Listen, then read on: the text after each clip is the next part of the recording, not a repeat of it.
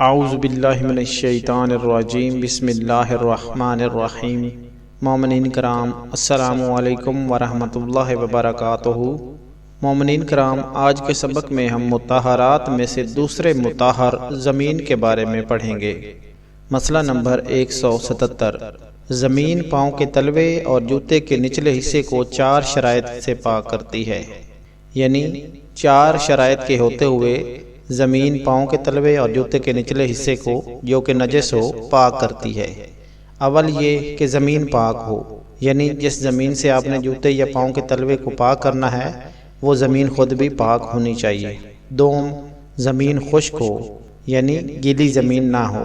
سوم یہ ہے کہ احتیاط لازم کی بنا پر نجاست زمین پر چلنے سے لگی ہو، یعنی احتیاط لازم کی بنا پر زمین پاؤں کے تلوے یا جوتی کے نچلے حصے پر لگی صرف اسی نجاست کو پاک کرے گی جو زمین پر چلنے سے لگے گی۔ اور چہارم، عین نجاست مثلا خون یا پیشاب پاؤں کے تلوے یا جوتی کے نچلے حصے میں لگی ہو اور وہ راستہ چلنے سے یا پاؤں زمین پر رگڑنے سے دور ہو جائے، لیکن اگر عین نجاست زمین پر چلنے یا زمین پر رگڑنے سے پہلے ہی دور ہو گئی ہو تو احتیاط لازم کی بنا پر پاؤں کا تلوا یا جوتی کا تلوا پاک نہیں ہوگا۔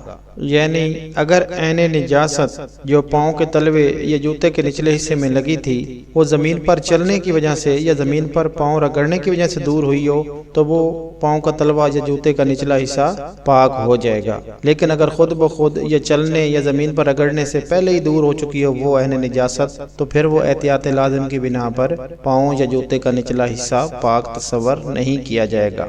اور یہ ضروری ہے کہ زمین مٹی یا پتھر یا اینٹوں کے فرش یا ان سے ملتی جلتی اشیاء پر مشتمل ہو، یعنی جس زمین پر پاؤں یا جوتے کا نچلا حصہ پاک کرنا ہے وہ زمین مٹی، پتھر، اینٹوں کے فرش یا اس سے ملتی جلتی چیزوں پر مشتمل ہو۔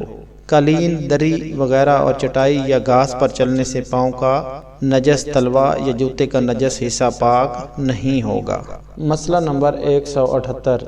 پاؤں کا تلوا یا جوتے کا نچلا حصہ اگر نجس ہو جائے تو ڈامر یا لکڑی کے بنے ہوئے فرش پر چلنے سے اس کا پاک ہونا محل اشکال ہے، یعنی ڈامر یا لکڑی کے بنے ہوئے فرش پر چلنے سے پاؤں کا تلوا یا جوتے کا نچلا حصہ جو نجس ہو گیا ہو اس کا پاک ہونا مشکل ہے۔ مسئلہ نمبر 179۔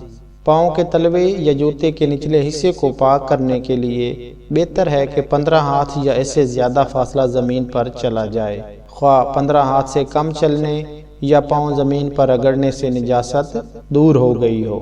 یعنی پاؤں کے تلوے یا جوتے کے نچلے حصے کو پاک کرنے کے لیے بہتر یہ ہے کہ 15 ہاتھ یا اس سے زیادہ فاصلہ خشک اور پاک زمین پر چلا جائے۔ بے شک 15 ہاتھ سے کم فاصلہ چلنے پر یا پاؤں زمین پر رگڑنے سے نجاست دور ہو گئی ہو تب بھی آپ نے کم سے کم 15 ہاتھ زمین پر چلنا ہے۔ مسئلہ نمبر 180۔ پاک ہونے کے لیے پاؤں یا جوتے کے نجس تلوے کا تر ہونا ضروری نہیں بلکہ خشک بھی ہوں تو زمین پر چلنے سے پاک ہو جائیں گے۔ مسئلہ نمبر 181۔ جب پاؤں یا جوتے کا نجس تلوا زمین پر چلنے سے پاک ہو جائے تو اس کے اطراف کے وہ حصے جنہیں عموماً کیچڑ وغیرہ لگ جاتی ہے وہ بھی پاک ہو جاتے ہیں۔ مسئلہ نمبر 182۔